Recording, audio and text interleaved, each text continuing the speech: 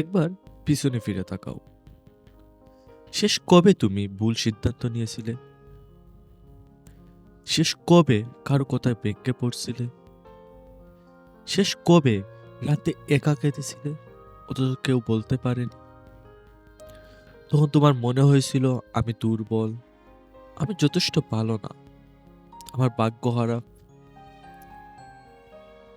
কিন্তু আজ আমি তোমাকে একটা তিক্ত সত্য বলব, এটা তোমার মস্তিষ্কের দোষ ছিল না, এটা ছিল তোমার আবেগ। আমাদের ছোটবেলা থেকেই শেখানো হয়েছে হৃদয়ের কথা শোনো, অনুভূতিগুলো প্রকাশ করো, যা মনে আসে তাই বলো। কিন্তু কেউ কখনো বলে এই জিনিসগুলোই তোমাকে নিয়ন্ত্রণযোগ্য করে তোলে। সমাজ চায় তুমি আবেগপ্রবণ হও, কারণ আবেগপ্রবণ মানুষকে নিয়ন্ত্রণ করা সবচেয়ে সহজ। যে ভয় পায় তাকে ভয় দেখিয়ে চালানো যায়, যে প্রেমে অন্ধ তাকে মিথ্যে দিয়ে বোকা বানানো যায়। কিন্তু যে নিজের আবেগ নিয়ন্ত্রণ করে তাকে কেউ হারাতে পারে না।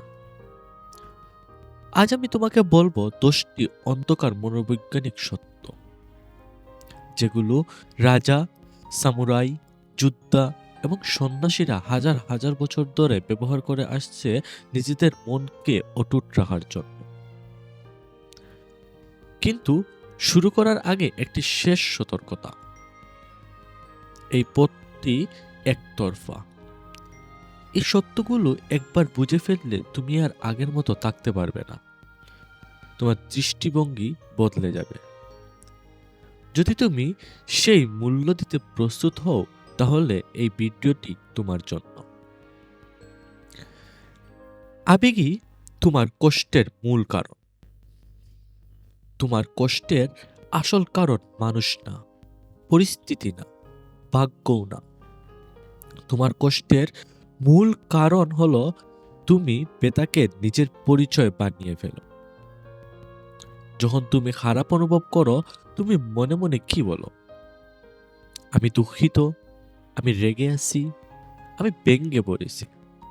এই আমি শব্দটাই তোমার সবচেয়ে বড় ভুল। যখন তুমি বলো আমি কষ্ট পাচ্ছি, তখন তুমি কষ্টকে নিজের পরিচয় বানাও। তুমি কষ্ট নও, তুমি কষ্ট অনুভব করছো।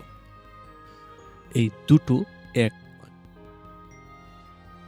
পরের বার কেউ তোমাকে কষ্ট দিলে নিজেকে শরীর থেকে আলাদা করো। কল্পনা করো তুমি একটা ভিডিও গেম খেলছো, তুমি চরিত্র নও, তুমি প্লেয়ার। তুমি কষ্ট পাচ্ছি বলার বদলে বলো রাহুল কষ্ট পাচ্ছে, রাহুল রেগে আছে। অদ্ভুত শোনালেও এটা বৈজ্ঞানিকভাবে কাজ করে। এতে মস্তিষ্কের এমিগডালা শান্ত হয় আর কর্টেক্স সক্রিয় হয়। তুমি আর ভুক্তভোগী নও, তুমি একজন পর্যবেক্ষক। আর পর্যবেক্ষক কখনো কাঁদে না, সে শুধু তথ্য সংগ্রহ করে। 2. শরীর নিয়ন্ত্রণ করো, আবেগ মরে যাবে। খেয়াল করেছো যখন তুমি রেগে যাও, তোমার নিঃশ্বাস দ্রুত হয়, হাত কাঁপে, বুক ধড়ফড় করে। বিজ্ঞান বলে আবেগ আগে শরীরে আসে, তারপর মস্তিষ্ক ব্যাখ্যা করে। তাই যদি তুমি শরীর নিয়ন্ত্রণ করো, আবেগ বাধ্য হয় শান্ত হতে। বিশেষ বাহিনী ও স্নাইপাররা ব্যবহার করে। প্যাটার্নটি মনে রাখো, 4 সেকেন্ড শ্বাস নাও, 4 সেকেন্ড ধরে রাখো, 4 সেকেন্ড শ্বাস ছাড়ো, 4 সেকেন্ড থাম। এটা করো যখন আতঙ্ক আসছে, কান্না আসছে, রাগ বিস্ফোরণ হতে যাচ্ছে। শ্বাস ধীরে হলে মস্তিষ্ক বিপদের সংকেত পাঠানো বন্ধ করে। আবেগহীন মানুষ সে না যে আবেগ অনুভব করে না। আবেগহীন মানুষ সে যে আবেগ আসতেই তাকে নিয়ন্ত্রণে আনে। 3. বিষাক্ত মানুষের জন্য।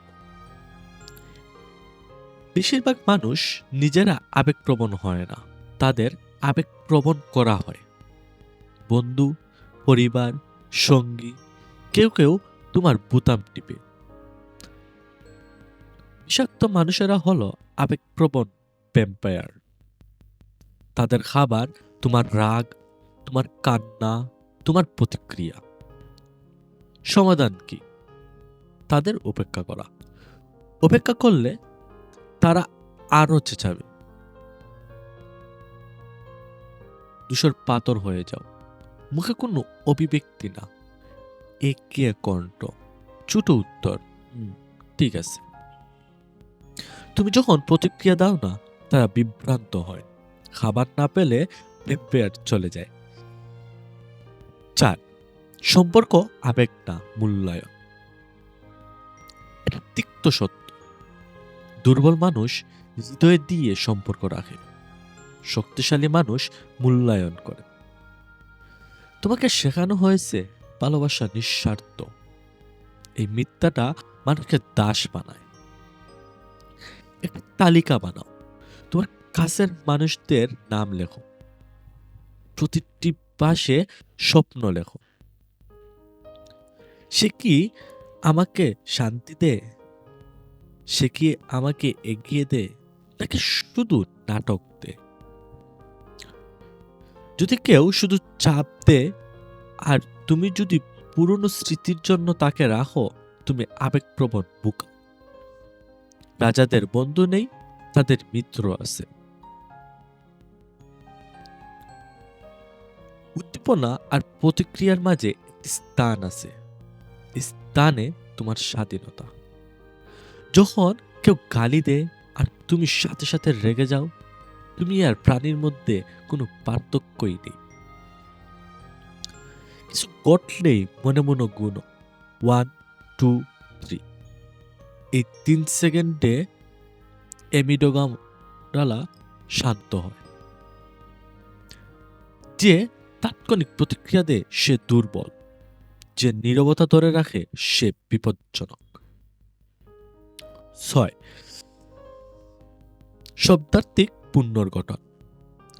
শব্দ আবেগ তৈরি করে, আবেগ রাসায়নিক তৈরি করে। তুমি যা বলো শরীর সেটাই বিশ্বাস করে।